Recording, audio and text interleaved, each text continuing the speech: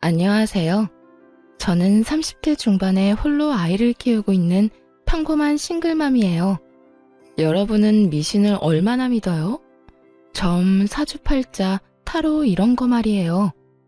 사실 저도 이번 일을 겪기 전까지는 이런 미신들을 가끔씩 보기도 한 사람이에요. 믿는다기보다는 안 좋은 소리를 들으면 평소보다 더 조심하거나 노력해서 화를 피해가야지 하는 생각 때문에 보기도 했지만 솔직히 흥미 위주로 많이들 보잖아요. 그렇게 가볍게 생각했는데 그걸 그렇게 맹신하는 사람들도 있더군요.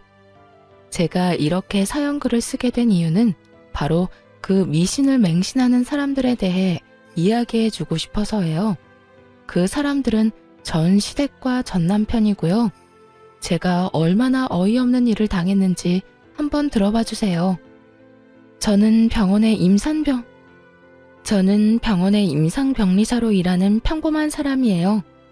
남편은 평범한 회사원으로 저희 병원과 남편 회사가 가까웠기에 인연이 돼서 만나게 됐죠. 남편도 좀 기가 약해 보이는 사람이지만 착했고 시부모 될 사람들도 정상적으로 보였어요. 그게 착각이라는 건 얼마 안가 알게 됐지만요. 제가 처음으로 시부모가 이상하다고 깨달은 건 저희 부부가 결혼 후 살 집을 고를 때였어요. 아들아, 내가 너희가 고른 집 괜찮은지 한번 보러 갔는데 그 집이 참 안 좋다네. 너희들이 같이 있으면 안 좋은 일만 날 곳이란다. 큰 흉사가 생길 곳이라는데 꼭 거기 가야겠냐? 아무리 봐도 난 영 끌리지가 않는데. 저희가 원하는 매물을 보고 와서 시부에게 말했을 때 시부는 하루만 기다려달라고 하더군요. 그리고 하루 뒤 우리에게 들려준 말이 저 말이었어요. 솔직히 저는 당황했고 남편도 저와 다를 바 없었어요. 저 아버님, 그게 무슨 말씀인지, 안 좋은 곳이라는 건 어떤 의미로 안 좋다는 거예요? 입지가 별로라는 말씀이신지 아니면 뭔가 하자가 있는 집이라는 거예요? 아니야, 그런 거 말고 내가 풍수지리로 용한 곳을 알고 있거든. 거기 가서 물어보니까 그 집이 아주 최악의 집이라네. 그쪽 방향으로 가면 너희한테 좋을 게 하나도 없단다. 그러니까 다른 쪽으로 알아봐라. 너희가 잘 돼야 우리 가문이 잘 되는 법인데 정 그곳에 가겠다면 우리는 집값 지원 절대로 못 해주니까 그렇게 알고. 설마 풍수지리 때문에 저희한테 지원을 못 해주겠다고 말씀하시는 거예요? 저는 그 말에 뒤통수 한 대 맞은 기분이었어요. 사실 저희 부부가 20대 후반 28이라는 이른 나이에 결혼을 했었거든요. 사회 초년생이 된 지 얼마 되지 않아서 당연히 모아둔 돈이 많지 않으니 어쩔 수 없이 시댁과 친정의 도움을 받을 수밖에 없었어요. 그래서 집을 사려고 할 때 친정에서 1억, 시댁에서 5천을 지원해주기로 했거든요. 그리고 나머지는 저희 대출을 끼고 들어갈 계획이었죠. 수도권이 아니라 집값은 그리 비싸지 않았지만 저희가 워낙 돈이 없었으니 어쩔 수 없이 두 가족의 손을 빌린 거예요. 그런데 갑작스레 시부가 저런 말을 하니 배신감이 느껴질 수밖에요. 게다가 직접 가보고 결정한 것도 아니고 점을 보고 와서 저런 말을 하니 너무 어이없잖아요. 제 표정 관리가 안 되고 있을 때 시부가 그러더군요. 그게 얼마나 중요한지 너희가 아직 어려서 모르는 거야. 모름지기 사람은 좋은 기운을 품고 살아야 하는 법이지. 그래서 내가 풍수들이 잘 아는 사람 데리고 너희 신혼집에 어울릴 만한 집을 찾으러 다녀보고 왔거든. 내가 눈여겨본 곳이 있는데 한번 가보자꾸나. 너희가 고른 집은 풍수지리에도 안 맞고 누가 들어가도 나쁜 터라고 하더라고. 그러니까 길한 곳도 한번 보고 오는 게 좋지 않겠냐. 그래야 너희 생각도 바뀔 거 아니냐. 좋은 의도라는 건 잘 알겠어요. 하나뿐인 아들 내외를 좋은 집에서 누구보다 길한 곳에서 보금자리를 꾸며주고 싶은 그 마음. 정말 솔직히 이런 형태가 아니었다면 고마워서 눈물이 났겠죠. 그런데 이건 좀 아니잖아요. 게다가 시부가 보내준 주소를 보니 눈앞이 캄캄했어요. 직장과는 너무 먼 데다가 지은 지 오래된 집이었거든요. 게다가 찍어준 사진만 봐도 리모델링 비용이 얼마나 나올지 예측이 불가할 만큼 허름했어요. 솔직히 그 사진을 보고 나니 시부가 일부러 점집이나 풍수지리 이야기를 꺼낸 줄 알았어요. 비싼 집 안 보내려고 저러는 거구나 하고. 그렇지만 시부가 그것도 돈도 지원해줄 사람이 가자는데 거절할 사람이 어디 있겠어요? 결국 울며 겨자 먹기로 시부를 따라 나섰죠. 저희 부부는 이후에 다른 곳에 갈 일이 있어서 시부와는 차를 따로 타고 갔어요. 남편 차 타고 가는 길에 순간 그 근처에 살고 있는 친한 간호사가 생각났어요. 몇 년 전 결혼해서 그 동에 산다고 들었거든요. 그래서 동료에게 전화를 걸었어요.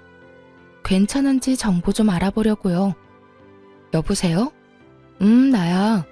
나 뭐 궁금한 게 있어서 연락했는데 잠깐 통화 돼? 응, 통화 괜찮아. 무슨 일인데 이렇게 전화로? 내일 병원 가서 물어보면 되지. 지금 당장 알아야 하는 일이라서 그렇지. 다른 게 아니고 지금 신혼집 보러 너희 집 근처로 가거든? 폰에 있는 지도로 찾아보니까 딱 너희 집 바로 근처더라고.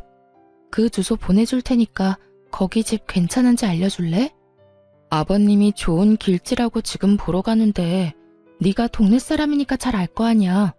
외관 사진도 보내줄게. 나도 동네 일 잘 모르는데 일단 주소로 지도 한번 찾아보고. 어? 야, 여기는 좀 그냥 다른 데 찾아보는 게 어때? 급하게 다그치는 동료의 말에 저는 깜짝 놀라 되물었어요. 왜 그래? 뭐가 안 좋아? 너 여기 절대 가지 마. 여기 몇 달 전에 칼부림 있었던 곳이야. 그래서 경찰들이 노란 줄 쳐놓고 못 들어가게 막고 난리도 아니었거든? 내가 동네 아무리 관심이 없어도 그 정도로 소란스러우면 모르는 게 더 이상하지. 어쨌든 완전 재수 온 붙은 집이니까 절대로 가지 마. 네가 우리 집 근처에 오는 거면 나는 좋은데 이 집은 나라면 절대 안 가. 그 이야기를 듣는데 머리가 새하얘지더군요. 제가 무슨 소리를 들었나 싶을 정도로요. 남편에게 이야기를 하려는데 벌써 도착한 상태였고 친구와 연락을 끊고 일단 시부와 함께 그 문제의 집으로 갔어요. 그 집 앞에는 남자가 한 사람 서 있었는데 소개로는 공인중개사라고 하더군요. 그렇게 시부와 함께 저희도 일단 집에 따라 들어갔죠. 사실 집 자체는 사진으로 보는 것보다는 덜 더러웠어요. 그렇다고 고칠 곳이 없다는 건 아니었지만 매매가를 아낀다면 리모델링에 충분히 돈을 쓸 수 있으니 그 부분은 다행이라고 생각했죠. 물론 그 집에 들어가겠다고 가정을 했을 때의 말이죠. 저는 이곳에 들어갈 생각이 이미 눈꼽만큼도 없었거든요. 집을 둘러보는 내내 시부는 이 집이 얼마나 길한지, 빛과 채광이 얼마나 좋은지, 기운이 얼마나 좋은지를 귀에 딱지가 않도록 주절거렸어요. 그리고 저는 말 한마디 없이 냉랭한 표정으로 공인중개사의 입만 쳐다보고 있었고요. 해줘야 할 말을 안 하더군요. 그래서 제가 물었어요. 그런데 공인중개사님, 궁금한 게 있는데 왜 이 집이 문제 매물인 건 이야기 안 해주세요? 예? 모른 척 하지 마세요. 제가 이 근처 사는 직장 동료한테 이미 들었는데요. 여기 몇 달 전에 칼부림 났었다면서요? 그래서 경찰들 와서 난리도 아니었다는데 설마 그걸 모르셨던 건 아니죠? 제 말에 남편과 시부의 얼굴이 확 일그러지더군요. 저는 일부러 시부 보는 앞에서 공인중개사를 더 추궁했어요. 솔직히 말이 안 되잖아요. 중간에 다른 사람이 살았던 것도 아니고 그렇게 큰일이 있었는데 저희가 매매 계약하고 나서 이 사실을 알았으면 얼마나 찝찝했겠어요? 저희는 아무리 돈 없어도 이렇게 재수없는 집은 안 들어가요. 저희 아버님이 풍수질이랑 기운에 얼마나 민감한지 모르시죠? 오늘도 좋은 곳이라고 해서 왔는데 이런 식으로 사람 속이시면 그게요. 그런 일이 있기는 했는데 시간도 좀 오래되기도 했고 무엇보다 매물이 워낙 싸지 않습니까? 이 정도 번화가에 이 가격이면 솔직히 거저나 다름없죠. 아무리 돈을 적게 줘도 문제 있는 곳이면 이야기는 해줬어야죠. 그리고 지역 신문에 날 정도면 엄청 큰일이죠. 제 직장 동료가 바로 이 근처 살거든요. 집 주소 알려주니 단번에 알던걸요. 아무리 풍수지리가 좋고 길지면 뭐해요? 딱 봐도 재수 안 붙은 집이잖아요. 아버님, 저희 이런 집에 들어가게 하실 생각이셨어요? 제가 경악스럽다는 표정으로 묻자 그제서야 시부가 당황하더군요. 언제나 미신을 그렇게 따지면서 우리에게 완전 안 좋은 일이 있었던 집에 들어가라고 강제로 들이민 거나 마찬가지잖아요. 제 물음에 시부가 손을 내저으며 변명하더군요. 그럴 리가 있겠냐? 나는 다 너희 좋은 곳에서 살았으면 해서 그런 거지. 나한테 그런 나쁜 마음 같은 건 없었어. 오해다. 진짜 오해야. 그런데 공인중개사 양반, 진짜 그런 일이 있었던 게 맞습니까? 왜 저번에는 저한테 그런 이야기를 안 해줬어요? 저번에는 오셨을 때 두 분이서만 이야기하셨잖아요. 제가 뭐라고 이야기하려고 하면 모르는 사람은 좀 빠지라고 하시더니 설명을 해주려고 해도 싫다고 할 때는 언제고. 그래도 이 매물은 그 부분만 빼면 다 좋잖아요. 건물이 낡았지만 전기나 가스, 수도 같은 건 문제 하나도 없고 동네가 더럽고 허름한 것도 아니고 지하철역하고 멀지도 않으니까. 그리고 무엇보다 매매가가 이 근방에서 찾아보기 힘들 만큼 싸잖아요. 요새는 일부러 싼 곳 찾아오는 사람들도 많아서. 이 사람이? 우리 아들이랑 며느리는 이제 막 결혼해서 마련하는 첫 번째 집인데 이런 집에 어떻게 들어가? 말이 되는 소리를 해야지. 이런 집이라는 거 알았으면 내가 반대했을 거야. 되려 호통치는 시부의 그 모습에 저는 속으로 코웃음을 쳤어요. 이 집에 와서 확인해보라던 시부가 할 말은 아니잖아요. 여기까지 끌고 온 게 본인이면서 애꿎은 공인중개사만 혼내고 있으니 어이가 없었죠. 그리고 한편으로는 안심도 됐어요. 이런 집에 들어가라고 할 리도 없을 테니까요. 그렇게 미신을 중요시하는 시부가 이런 재수없는 집에 들어가도록 놔둘 리가 없잖아요. 그런데 그 뒤에 시부가 한 행동에 완전 질려버렸어요. 시부가 부랴부랴 어디론가 전화를 걸더라고요. 나요. 이 집에서 칼부림 났었다는데 이게 도대체 어떻게 된 일이야? 자네 말로는 좋은 집이라며. 길지라서 살면 두고두고 좋을 집이라더니 몇 달 전에 이 집에서 사람 죽어서 경찰까지 왔었다는데 잘 봐준 거 맞아? 시부의 그 말에 상대방이 뭐라고 했는지는 모르겠는데 그 뒤에 이어진 시부 말은 저를 더욱 경악스럽게 했어요. 아, 그러면 굿 한 번 하고 들어가면 된다고? 그럼 굿 한 판에 얼마 정도 하는가? 1,000만 원 정도는 받아야 한다고? 너무 비싸기는 한데 그래도 받아야 정상적으로 쓸 수 있다는 말이지? 알겠어. 필요한 준비물 같은 거 있으면 미리 말해주게. 시간도 길한 시간 골라서 알려주고. 이 집을 포기한 건 아닌지 굿을 하겠다는 말을 하더군요. 분명히는 저나 상대방이 굿을 권한 거겠죠. 그 말에 저는 열이 받았어요. 굿이라니. 저는 절대로 굿을 한 집이나 사람 죽어나간 집에서 살고 싶은 마음이 없었어요. 그런데 우리 부부의 생각은 묻지도 않고 자연스레 굿 이야기를 하는 시부에게 소리쳤어요. 아버님, 잠시만 전화 끊어보세요. 응? 중요한 이야기 하는 중인데 내가 이따가 다시 전화할 테니까 조금만 기다려봐. 전화를 끊은 시부에게 제가 말했죠. 아버님, 아무리 그래도 그거 가지고 구술하는 건 좀 아닌 것 같아요. 그냥 차라리 다른 곳을 알아보는 게 어떨까 싶은데요. 좋은 집 찾는데 들인 돈도 있으실 텐데 굳이 나쁜 집에 굿까지 해서 사는 건 아닌 것 같아서요. 제 말에 골똘히 생각하던 시부가 고개를 끄덕이더군요. 하긴 워낙에 비싼 돈이었으니 고개를 끄덕일 수밖에요. 저는 공인중개사를 보며 말했어요. 저희 시아버지께서 기운이 좋은 집을 좋아하세요. 풍수질이나 뭐 이런 것도 좀 보시고요. 근데 공인중개사들이 생각하는 그런 집은 어떤 집일까요? 그거야. 그 집에 살면서 로또에 당첨이 됐거나 원하던 걸 이뤄서 더 큰 집으로 가거나 돈을 많이 모아 더 좋은 곳으로 가는 집이 좋은 집이죠. 그런 집들은 대개가 기운이 좋다고들 하거든요. 그 이야기를 듣자마자 저는 믿져야 본전이라는 생각으로 저희 부부가 처음에 가길 원했던 집의 계약을 맡은 공인중개사에게 스피커폰으로 전화를 걸었어요. 네, 며칠 전에 집 보고 갔던 사람이에요. 그 아파트 말인데요. 혹시 전 주인분이 왜 이사하시려는 건지 알 수 있을까요? 그 집이요? 거기 부부가 원래는 집을 지으려다가 돈이 모자라서 그 집 매매해서 들어갔다고 하더라고요. 그런데 얼마 전에 집값도 많이 올랐고 목표로 하던 금액도 모여서 이참에 그 집 팔고 외곽에 고급 주택 지어서 갈 거라고 하더라고요. 들어간 지 5년 만에 더 큰 집으로 갔으니 집 기운이 좋은가 봐요. 그 사람들 전에 주인도 짧은 기간에 돈 많이 모아서 더 큰 집으로 갔거든요. 완벽해 보이지는 않아도 이력을 따져보면 그 집만큼 괜찮은 집도 없어요. 그러니까 그게 진짜인지 가짜인지는 정말로 아무 필요도 없었어요.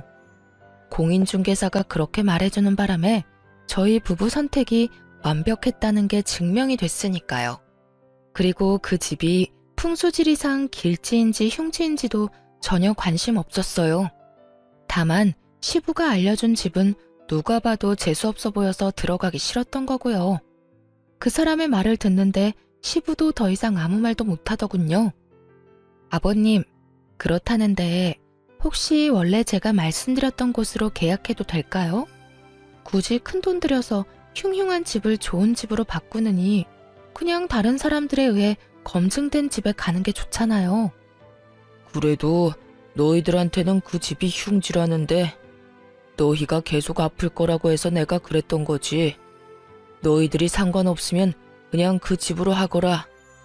결국 시부의 허락을 받게 된 저희는 원래 봐두었던 집에 신혼집을 꾸리게 됐어요.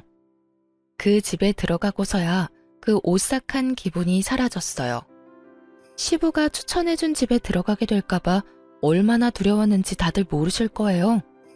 그 집을 우리 손으로 사지 않았다는 것만으로도 정말 천만다행이라고 생각하고 있어요.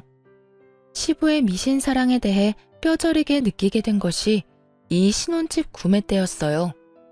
그리고 그 뒤에도 시부의 미신에 대한 맹목적인 애정은 전혀 사라지지 않고 더 커져가기만 했죠. 저희가 결혼하고 3년간 애가 전혀 생기지 않더라고요. 따로 피임을 하는 것도 아닌데 애가 생기지 않자 저희도 걱정은 됐지만 아직 나이가 30대 초반이었으니 조금만 더 기다려보자는 생각을 했어요. 그런데 시부가 이번에도 그 일에 간섭을 시작했어요. 며느라가 이번 연도에는 꼭 애를 가져야 한단다. 무조건 올해나 내년 안에 애를 낳아야 해. 내가 용한 점쟁이한테 갔다 왔는데 그래야 크게 될 손자를 얻을 수 있다는구나. 그 말에 저는 또 하는 생각이 들었죠. 여태껏 아무 말 없었던 이유는 우리를 배려해서라기보다는 때가 되지 않았기 때문이고요. 정말 하다 애 낳는 것까지 이렇게 간섭받을 줄은 꿈에도 생각해 본 적 없는데 말이죠. 그래도 어차피 한 번은 가봤어야 할 난임센터를 시부의 권유로 가게 됐으니 어찌 보면 잘된 일이기는 했죠. 난임으로 판정받기는 했지만 시술로 한 번의 아이를 가지게 됐거든요. 제가 임신했다고 했을 때 가장 좋아했던 사람이 시부였으니 솔직히 그간의 서운한 마음이 아주 조금 덜어지는 기분이었어요. 그러나 시부가 축하의 말을 건넨 뒤에 한 말은 저를 다시 답답하게 만들기에 충분했어요. 내가 나를 받아왔다. 출생택일이야. 애도 이제는 날짜 시간 맞춰서 낳아야 크게 되는 거야. 정말로 잘된 놈은 태어날 때부터 정해지는 거지. 네 출산 예정일에 맞춰서 받아온 날이다. 자, 받아놔라. 거기에는 누군가 휙휙 갈긴 듯한 날짜와 시간이 적혀 있었어요. 그걸 보면서 저는 정신이 아득해지는 기분이 들었죠. 또 미신. 그래도 이번에도 이해하려고 애는 썼어요. 솔직히 저도 애한테 좋다면 뭐든 하고 싶은 마음이니 날짜를 맞출 수만 있으면 맞춰서 낳고 싶다고 생각은 하니까요. 하지만 출산해보신 분들은 알잖아요. 제왕절개가 아닌 이상 그건 맞추기가 엄청 어렵다는 걸요. 저는 나지막히 한숨을 쉬며 시부에게 말했어요. 아버님, 날짜 받아와 주셔서 감사해요. 최대한 이 날짜에 나와보도록 노력할게요. 39주쯤이라 맞추려면 맞출 수도 있을 것 같긴 하네요. 완전 조산이라거나 만삭을 훌쩍 넘은 날짜가 아닌 게 다행이라면 다행이었죠. 그런데 저의 어정쩡한 대답이 마음에 들지 않았는지 시부가 저를 뚫어지게 쳐다보며 강조하더군요. 아가, 이건 선택사항이 아니다. 무조건 이 날짜, 이 시간 안에 나와야 해. 그래야 나라에 크게 이바지할 인물이 나온다고 했으니 네 선택에 우리 집안 미래가 달렸다는 거다. 아버님, 근데 애가 알고 나오는 것도 아니고 제왕절개 날짜를 잡아놓는다고 해도 그 날짜까지 진통이 안 오면 제왕절개가 가능하겠지만 날짜 전에 진통이 오면 안 될 수도 있어요. 그리고 아이나 저한테 문제가 생기면 더 빨리 아이를 낳을 수도 있고요. 제가 할 수 있다고 장담을 하기에는 변수도 많고. 그런 건 다 기합이야. 늦게 나오면 날짜 맞춰서 제왕절개 하면 되고 일찍 나오면 참으면 되지. 최대한 참아. 날짜 전까지 걷기 운동은 좀 피해. 그거 하면 일찍 나온다는 말이 있으니까. 무슨 애 하나 나오는데 집안의 미래까지 생각해요? 어떤 운명을 타고나든 잘 키우면 될 것을 애를 어떻게 키울지 상의하는 것도 아니고 좋은 날짜 시간만 받으면 노력하지 않아도 큰 사람으로 자랄 거라는 생각 자체가 얼마나 안일한 건지 아무도 지적하지 않더군요. 저는 더 이상 논쟁하고 싶지 않아서 알겠다고 말하고 시댁에서 나왔어요.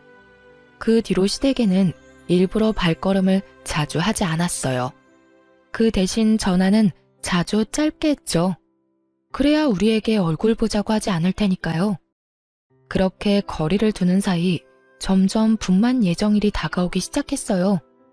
직장의 출산, 육아휴직을 위한 대체자를 구하지 못한 터라 38주가 될 때까지 꽉꽉 채워서 일을 했어요. 그리고 39주, 시부가 선택한 출산 태기를 하루 앞두고 결국 진통이 시작됐어요.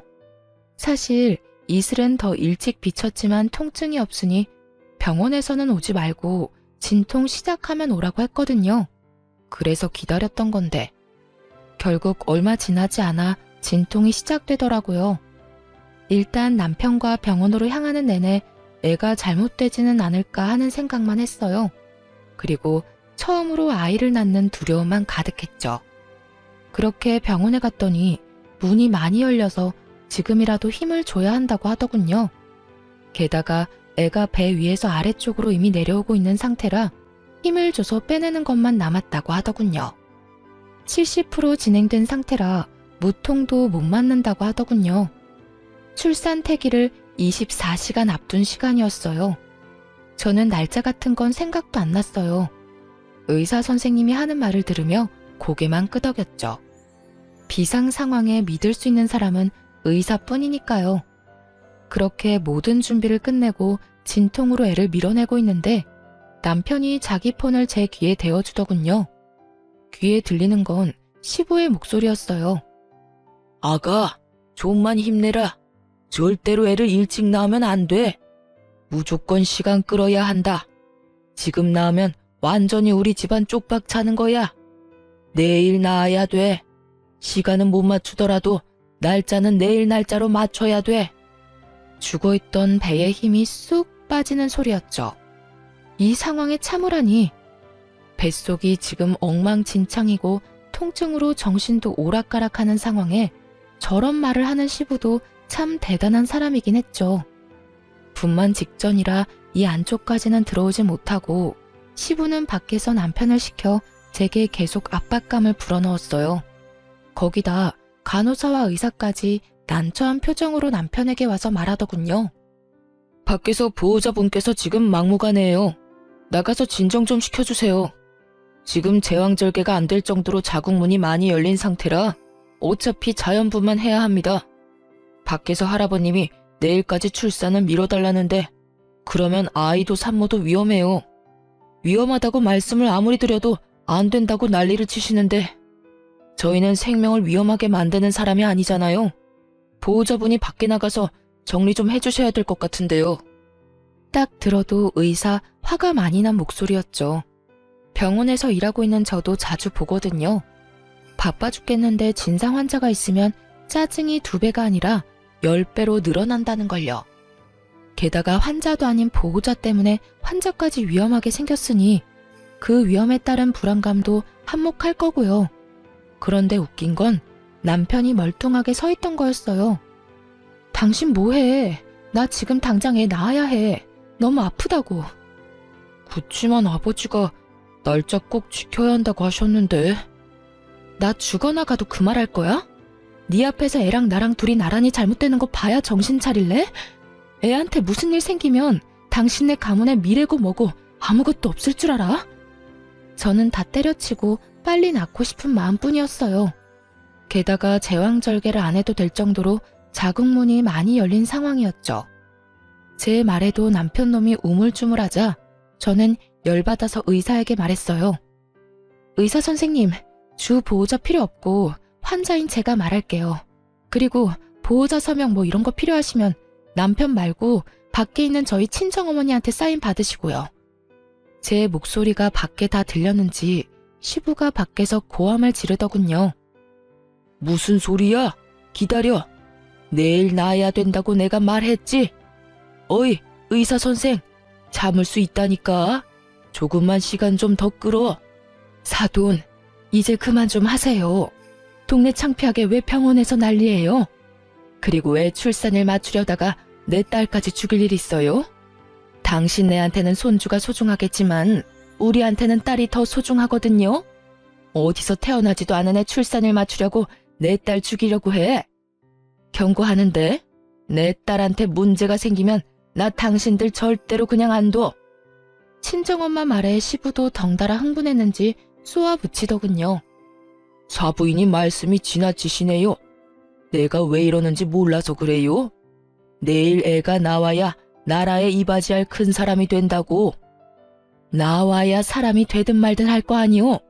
저러다가 둘 다 잘못되기라도 하면 그쪽이 책임지실 거냐고. 여기서 병원 업무 방해하면 의사 선생이 아니라 내가 당신 경찰서에 신고해버릴 거니까 지금 당장 여기서 나가세요. 사람들 보기 창피하지도 않아요? 요즘 세상에 어떻게 며느리 목숨을 가지고 이래라 저래라 하는 거야.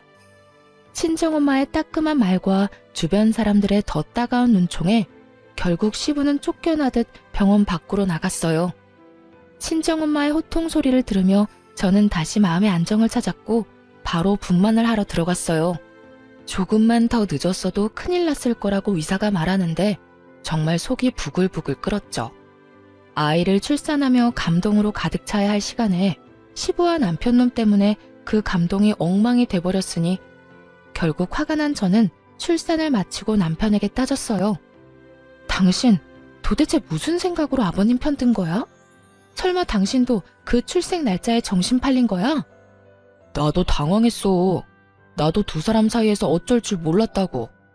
누구를 따를지 나도 고민하고 있었거든. 그걸 어떻게 고민해? 당신 진짜 내가 죽어나가도 아버님 편들 생각이었어? 미쳤어? 설마 당신도 그 미신 믿는 거야? 그게 아무리 중요해도 목숨보다 더 중요한 거야? 그러니까 미안하다고 지금 사과하잖아. 늦었어. 이제 와서 무슨 사과야? 나 몸조리 친정에서 할 거니까 당분간 만나러 오지 마. 결국 저는 화를 내고 조련 퇴소 후 친정에 몸조리하러 갔어요. 솔직히 남편에게 화가 난 건 둘째치고 시댁 어른들 얼굴 볼 일이 더 짜증나서 일부러 친정에 간 거였거든요. 친정엄마랑 그렇게 큰 소리 내며 싸운 시부가 친정에 올 수 있을 리 없으니까요. 시부가 와 봐야 할 말은 하나밖에 더 있겠어요. 사실 애 낳은 그날 저녁 전화로 생생하게 듣긴 했죠. 넌 어떻게 그걸 못 참고 그렇게 애를 빨리 낳았어? 내가 전화해서 물어보니까 그것도 영 나쁜 건 아니라길래 다행으로 생각은 했다만 그게 될 수 있는 애를 네가 처음부터 잘못한 거야. 아버님, 제가 아무 말씀 안 드리려고 했는데 진짜 해도 너무하시네요. 제가 위험하다는 말 의사 선생님한테 들으셨죠? 그런데도 어떻게 그 상황에서 더 버티라는 말씀을 하셨어요? 제가 진짜로 잘못되기라도 했으면 어쩔 생각이셨어요? 아니 너야말로 너무 네 생각만 하는 거 아니냐? 네가 결혼해서 우리 집에 들어온 게 그냥 너 좋으라고 하는 일인 줄 알아? 자식 손주들이 잘 돼야 집안이 평안한 법이다. 그래서 내가 그렇게 하루 늦게 나으라고 했는데 그걸 못 참아서 이 난리를 피우고. 적반하장인 시부를 보니 정이 다 떨어지더군요. 그래서 시부에게 통보했어요. 그래서 지금 제가 대역 죄인이네요? 그러면 속이라도 편하시게 제가 안 보이는 게 답인 것 같네요. 앞으로는 시댁 일에 절대 참견 안 할 테니 걱정 마세요. 그리고 아버님, 손주 어차피 마음에 안 드시죠? 잘 됐네요. 앞으로 저랑 제 아들은 시댁 일에 더 이상 관여 안 할게요. 무슨 일 있으면 남편 통해서 해결하세요. 그렇게 말하고 전화를 탁 끊어버렸어요. 그리고 남편에게도 똑똑히 전했죠. 앞으로 시댁 일은 너 혼자서 알아서 하라고 말이죠. 며느리며 손자며 마음에 안 든다고 전할리인데 뭐하러 내가 사서 고생해야 하느냐고요. 남편 놈은 저한테 미안하긴 했었는지 시댁과의 연락을 본인이 하려고 노력은 하더군요. 그런데 시부가 웃긴 게 저도 손주도 탐탁치 않다면서 매번 전화해서 애 보러 오고 싶다고 남편을 들들 볶더군요. 몇 번이나 마주칠 뻔한 걸 제가 다른 약속 만들어서 피해버렸어요. 한 5번째쯤 그렇게 피하니 더 이상 연락 안 하더군요. 제가 왜 그 사람한테 애를 보여줘야 하나요? 아무리 조손관계라도 원하던 시간에 안 태어나서 망했다고 생각하는 사람한테 제 자식 만나게 할 엄마가 어디 있나요? 그렇게 시부와의 만남을 필사적으로 피하며 저는 육아와 일을 병행하게 됐어요. 그리고 육아휴직 종료에 맞춰 아들을 어린이집에 보내게 됐어요. 이제 막 돌을 넘긴 아이를 어린이집에 보낸 부모들은 알 거예요. 어린이집은 애를 봐주는 좋은 곳임과 동시에 들어가면서 병원균에 노출되는 아주 무서운 곳이라는 걸. 저희 애만 그렇지는 않고 모든 애들이 그랬죠. 한 아이가 감기 걸려오면 그 반 애들은 다 줄줄이 걸리고 바이러스성 질병이라도 걸리면 또 다른 친구들도 다 걸리고 저희 아들은 또래보다 좀 더 많이 걸리는 편이었어요. 감기에 바이러스, 물놀이 이후에 요로 감염까지 와서 병원에 입원도 일주일씩 해야 했을 정도로요. 애가 자주 아프니 저도 연차를 계속 써야 했고 무엇보다 아이와 같이 입원을 해야 하니 몸이 축나기도 했어요. 이런데도 남편놈은 괜찮냐는 말 한마디 없고 위로라도 해주면 좋을 것을. 제 맘 알아주는 사람은 친정엄마 뿐이더군요. 그런데 아기가 호흡기 바이러스로 열이 나서 입원했을 때 시부에게서 연락이 왔어요. 남편이 애가 아프다고 말한 모양이었어요. 전화를 받았는데 시부 이야기에 화가 확 치밀었죠. 손주 아픈 거 애 사주 때문에 그렇단다. 그러게 내가 뭘 했냐? 하루만 더 버티라고 했지. 그랬으면 잔병치레도 안 하고 잘 컸을 텐데 네가 그걸 못 참는 바람에 애가 약하게 태어났잖아. 뭐 이미 애가 그렇게 나온 건 어쩔 수 없고 내가 그 문제는 이미 방법을 찾아놨으니 나중에 너 나랑 같이 어디 좀 가자. 느낌이 쎄했죠. 그 어디가 그저 평범한 곳일 거라는 생각은 전혀 들지도 않았죠. 어디를 가자는 말씀이세요? 신방. 용한 점쟁이가 그러는데 그거 한 번만 받으면 싹 다 낫는단다. 그러니까 애 태어나면 너랑 애 둘 다 준비하고. 자기 할 말만 하고 끊는 시부를 보며 화가 머리 끝까지 났죠. 당장 남편에게 전화해서 퍼부었어요. 아버님 도대체 무슨 생각이셔? 내가 병간호도 이렇게 힘들어 죽겠는데 왜 아버님 그딴 정신 나간 소리를 들어야 해? 세상에 어떤 사람이 두 돌도 안 된 애랑 며느리한테 신방을 가자고 하느냐고. 우리가 악기야? 우리가 뭐 귀신이라도 붙었대? 지금 우리 애 반에 같은 질병으로 입원한 애가 둘이야. 이 지역에도 유행하는 중이고. 그럼 그 애들도 다 태기를 잘못해서 그런 거냐? 어디서 말도 안 되는 소리를 해. 이런 일은 당신이 중간에서 알아서 끊어줘야지. 나 스트레스 받아서 죽으라고 이러는 거지? 나 말려 죽이려고? 그딴 식으로 말하지 마. 아버지가 나쁜 마음으로 그랬겠어? 아버지도 손주 걱정하시는 거야. 할아버지가 손주 걱정하는 게 도대체 무슨 잘못인 건데? 당신이 이렇게 예민하게 나오니까 나도 아버지도 당신한테 문제가 있다고 생각하는 거지. 그리고 애가 이렇게 자주 아픈데 당신은 뭐라도 해볼 생각은 안 하고. 그래서 내놓은 해결 방법이 점집에 가서 물어보는 거야?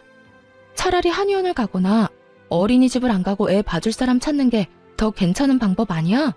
하긴 이미 애가 그렇게 타고났다고 생각하는 사람이 그런 걸 해줄 리가 없지. 당신도 반성 좀 해. 애한테 굿하겠다는 말 듣고도 멀쩡한 당신이 더 놀라운 거 알아? 남일이야. 당신의 일이라고. 아버님이 그런다고 당신까지 이러면 내가 어떻게 버텨? 내가 얼마나 스트레스 많이 받는지 당신은 정말 몰라서 그러는 건 아니지? 어쨌든 나 절대로 우리 아들 그런 곳에 못 보내. 그렇게 알고 당장 아버님 멈추도록 만들어. 그것도 못하면 진짜 당신 용서 안 할 거야? 저는 남편에게 쏟아붓고는 아이와 퇴원을 했어요. 그런데 아무리 생각해도 시부가 여기서 포기할 것 같지 않더라고요. 점쟁이가 애를 데려오라고 했다는 거 보면 분명 애도 데려가라고 길을 쓰겠죠. 그 생각하니 온몸이 오싹하더라고요. 분명 집으로 찾아올 것 같아서 애랑 친정으로 갔어요. 설마 여기까지 와서 소란 피우지는 않겠지 싶었는데 웬걸 여기까지 쫓아왔더라고요. 남편이 같이 왔길래 남편이 시부를 말려주려나 싶었는데 두 사람 다 애 내놓으라고 난리더군요. 여보, 나와 이야기 좀 해. 애한테 나쁠 거 하나 없다고. 한 번만 하면 돼. 돈도 아버지가 다 내준다는데 그 정도는 괜찮잖아. 빨리 나와봐. 당신 미쳤어? 이젠 말이 안 통하네. 우리 이혼해. 여기서 이러지 말고 이혼하자고. 내 아들 데리고 그딴 짓거리 하는 건 난 못 봐. 딴 여자랑 결혼해서 낳은 애로 뭔 짓을 하든 난 상관 안 할 테니까 그냥 나랑 이혼이나 해줘, 이 미친놈아. 그때 저희 어머니가 부엌에서 부시럭거리더니 뭔가를 가득 담은 종이박스를 들고 현관 앞으로 가더군요. 중문 앞에 그걸 놔두고는 그 상자 안에 있는 걸 들어 올리더군요. 그리고는 현관문을 열고는 들고 있던 걸 냅다 확 뿌렸어요. 이게 뭐야? 아우짜! 소금? 그래, 소금이다. 나이도 지긋하신 양반이 어디 사돈 집에 와서 행패야? 상갓집 갔다 와서도 안 뿌리는 소금까지 뿌리게 만들 정도로 완전 재앙 같은 인간이 당신이야. 감히 내 딸이랑 내 외손주한테 굿을 해? 이 정신 나간 노친네가? 늙으려면 곱게 늙어. 나이는 뒷구녕으로 처먹었냐?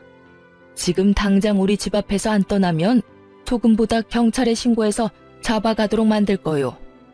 어디서 사기꾼 같은 놈한테 속아가지고 여기 와서 지랄 연병을 떨어? 시부와 남편이 뭐라고 말하려고 할 때마다 친정엄마는 상자 안에 가득한 각양각색의 소금을 시부와 남편에게 탈탈 뿌려댔어요. 입으로 들어오는 짠맛에 말도 못하고 침만 퇴퇴 뱉는 두 사람에게 친정엄마가 꽥 하고 소리쳤어요. 내 눈에 흙이 들어와도 절대로 내 새끼한테는 국 같은 거 못해. 만약 그딴 짓 하기만 해봐. 내가 콱 죽어서도 당신 옆에 딱 달라붙어서 재수 더럽게 없도록 만들어줄 테니까 썩 꺼져. 결국 시부와 남편 놈은 엄마에게 쫓겨났죠. 그렇잖아도 큰 소리에 옆집에서 경비 아저씨한테 연락을 넣었더라고요. 그 덕분에 무사히 두 사람을 쫓아낼 수 있었죠. 이 일 이후에 저는 남편과 시부에게 완전 실망하고 이혼 절차를 밟았어요. 당연히 이혼 사유가 사유인 만큼 소송은 제게 유리하게 진행됐죠. 위자료의 재산 분할, 아이 친권과 양육권까지 가져왔거든요. 그렇게 남편과의 사이는 법적으로도 사적으로도 완전히 끝났죠. 저는 혼자서 애 키우며 사는 게 두려워 이혼 후 아이가 초등학교 들어가기 전까지 친정에서 친정 부모님과 같이 살았어요. 그런데 이혼하고 몇 달 안 지나서 전 남편이 저를 찾아왔더군요. 정말 만나고 싶지 않았는데 문 앞에서 제발 한 번만 이야기만 들어달라고 해서 전 남편과 이야기를 했어요. 그런데 정말 웃긴 게 뭔지 아세요? 전 남편 놈이 제 눈치를 슬슬 보더니 돈을 좀 빌려달라고 하더군요. 여보, 나 요즘 많이 힘들어. 당신이랑 이혼하면서 낸 위자료도 버거운데 직장도 폐업해서 일자리도 잃었거든. 나 지금 완전 빈털털이야. 지금 전처한테 돈 빌리러 왔어? 당신 도대체 여태껏 뭐하고 살았어? 직장 폐업했으면 다른 직장 빨리 알아봤어야지. 지금 일자리 하나 못 구해서 나한테 돈 빌리러 온 거야? 힘들어서 그렇지 세상에 넘치는 게 일자리야.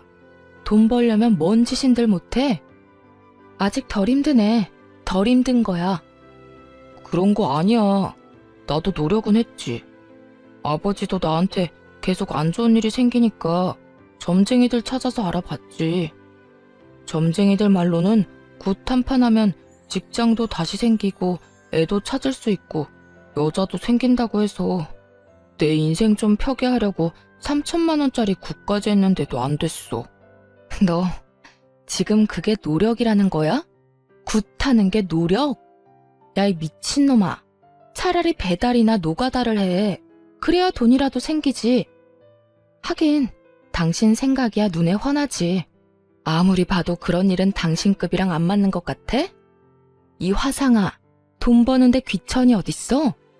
죽고 싶지 않으면 무슨 일이든 해서 돈 벌어야지. 그리고 어떤 인간이 돈이 없는데 3천만 원을 들여서 구슬해? 와, 지금 보니까 내가 이혼을 잘했어. 이런 놈을 남편이라고 믿고 있었다가는 무슨 큰 봉변을 당했을지 상상도 안 가. 그 3천만 원만 아꼈어도 지금쯤 이 꼴은 안 났겠지. 여보, 나 진짜 심각하다고. 진지하게 생각 좀 해봐. 지금 월세 낼 돈도 없어서 허덕이는데 차도 중고로 다 팔아버리고 남은 게 없다고. 눈물을 질질 짜면서 제게 하소연하는 전 남편 놈을 보니 정말 우라통이 터지더군요. 왜 여기 와서 나한테 이야기한들 뭐가 나아지냐고요.